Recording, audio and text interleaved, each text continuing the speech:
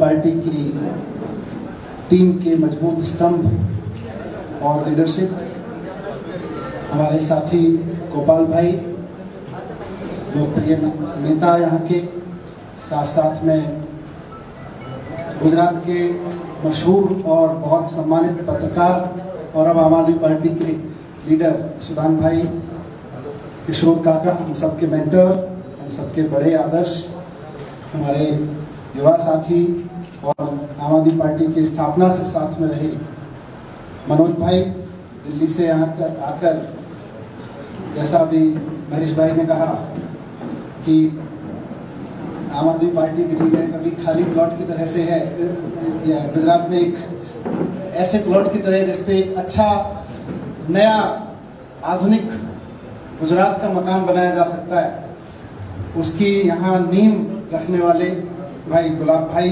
और साथ साथ आज इस पार्टी में शामिल हो रहे, इस पार्टी परिवार का हिस्सा बन रहे और अभी अपनी भावपूर्ण अभिव्यक्ति से हम सबके अंदर जोश भरने वाले महेश भाई।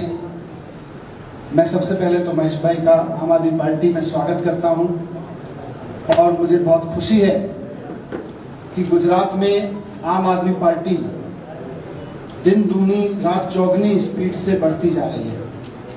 4 महीने पहले मैं यहाँ जब आया था चुनाव के समय पे, तो आप में से कई पत्रकार साथियों ने बहुत जायज बात करते हुए पूछा था, भाई आप नई पार्टी हैं, आपका जोश है, लेकिन स्थायित्व कितना है, विस्तार की संभावनाएं कितनी है।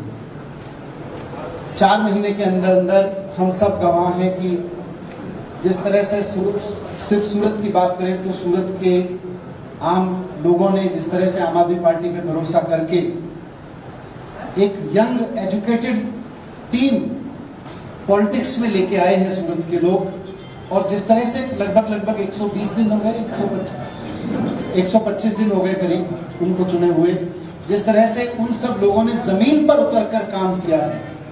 अब सिर्फ दिल्ली का काम नहीं है, अब गुजरात का भी काम बोलने लगा है। आज गुजरात के पार्षदों का काम भी बोलने लगा है, उनका आचरण बोलने लगा है, उनकी ऊर्जा बोलने लगी है, उनकी पॉलिटिक्स बोलने लगी है गुजरात में। तो उस सब से प्रभावित होकर आज महेश भाई आम आदमी पार्टी परिवार में शामिल हो रहे हैं और ये आम आदमी पार्टी के प्रति आम आदमी पार्टी के नेतृत्व राष्ट्रीय संयोजक अरविंद केजरीवाल जी की राजनीति के प्रति एक उनका सम्मान है कि उन्होंने इतना लंबा समय समाज सेवा में लगाने के बाद, और एक सिर्फ समाज सेवा नहीं, साथ साथ एक सफल उद्योगपति होने के बाद ये तय किया कि अब मैं आम आदमी पार्टी में आके वो सेवा करना चाहता हूँ जिसको मैं जीवन भर करता रहा, जिसके लिए मैं अपना कमाया हुआ पैसा लगाता रहा। आज मैं आम आदमी पार्टी में शामिल होकर गवर्नेंस में, राजनीति में वो बदलाव लाना चाहता हूँ जिसको मैं समाज सेवा के जरिए लाता रहा। ये हम सबके लिए सौभाग्य की बात है और हमारे सबके लिए, हमारे कार्यकर्ताओं के लिए उत्साह की बात है। आज मैं थोड़ा सा माफी चाहता हूँ, गुजराती के शब्दों को उतना नहीं पकड़ पाता हूँ, लेकिन उसके बावजूद कहते हैं ना कि भावना की कोई सीमा नहीं होती है, तो जिस भाव के साथ उन्होंने अपनी बातें रखी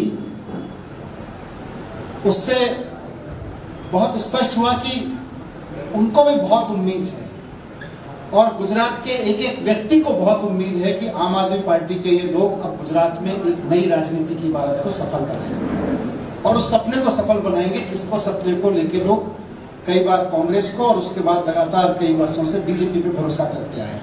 वो भरोसा आम आदमी पार्टी के प्रति बढ़ रहा है। तो मैं आज इस अवसर पर अपने सभी कार्यकर्ताओं को बधाई देना चाहता हूँ, अपने सभी नवनियुक्त पार्षदों को जिन्होंने 125 दिन के अंदर अंदर इतना शानदार काम किया है, जमीन पर उतर कर के लोगों का विश्वास अरविंद केजरीवाल जी के नेतृत्व में उनकी राजनीति में और बढ़ा है, और उनके तमाम लीडर्स को बधाई देना चाहता हूं। मैं पुनः इस बात को दोहराना चाहूंगा कि आज पूरे देश में राजनीति की बात करें तो एक पार्टी है, और खासतौर से गुजरात की बात करें तो एक पार्टी है जो पिछले 20-22 साल से, 27 साल से कई जगह पर सत्ता में बैठी है, वो सत्ता की पार्टी है, और एक पार्टी है जो जनता के बीच बैठी है और जनता के बीच से निकल कर आ रही है।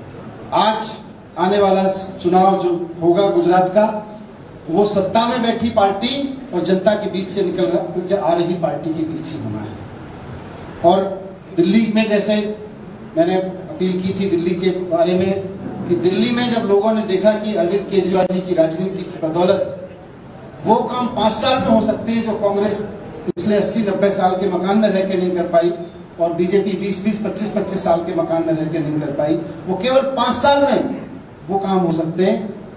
तो मैं गुजरात के साथियों को भी कहना चाहता हूँ, गुजरात के अपने भाइयों बहनों को भी कहना चाहता हूँ कि एक बार आने वाले समय में आम आदमी पार्टी में अपने विश्वास को और मजबूत करें, अपने संकल्प को और आम आदमी पार्टी के साथ खड़े हों। एक बार आम आदमी पार्टी को जहां जहां आप देखते चले जाएंगे, आप बीजेपी और कांग्रेस को भूलते चले जाएंगे, ऐसा हमारा दावा है। धन्यवाद। मैं आपके प्रश्न लेना चाहूंगा। ये बताइए, गुजरात में मुख्यमंत्री का चेहरा कौन होगा? इस बार क्या होगा? अभी मुख्यमंत्री से पहले हम जनता के बीच जाके ये चर्चा करना चाहते हैं कि आम आदमी पार्टी करेगी क्या। आम आदमी पार्टी वो सब करेगी जिसका सपना लोग देख रहे हैं। वो मुख्यमंत्री कौन होगा वो चुनाव से पहले तय होगा, गुजरात के लोग तय करेंगे, गुजरात के कार्यकर्ता तय करेंगे। मनीष जी, महेश सवानी जी के साथ और कितने लोग जुड़े हुए हैं?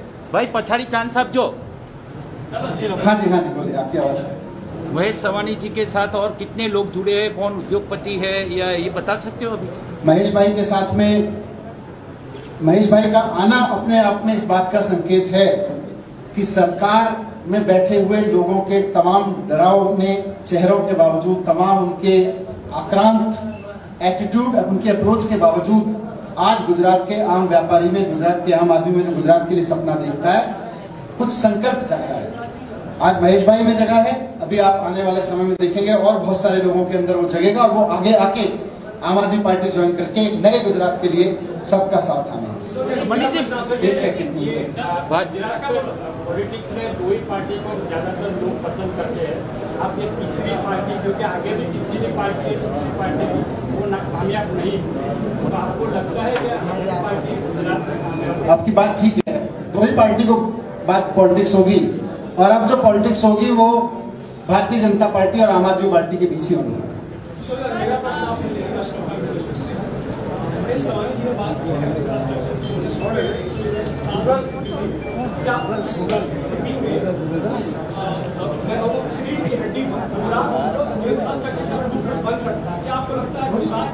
सवाल पूछने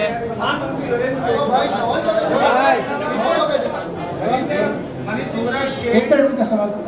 देखिए, अगर 5 साल में दिल्ली में हो सकता है तो ये सवाल तो गुजरात के लोग पूछ रहे हैं कि यहाँ 27 साल से बीजेपी क्यों नहीं कर पाई और उससे पहले कांग्रेस इतने समय रह कर पाई, वो क्यों नहीं कर पाई।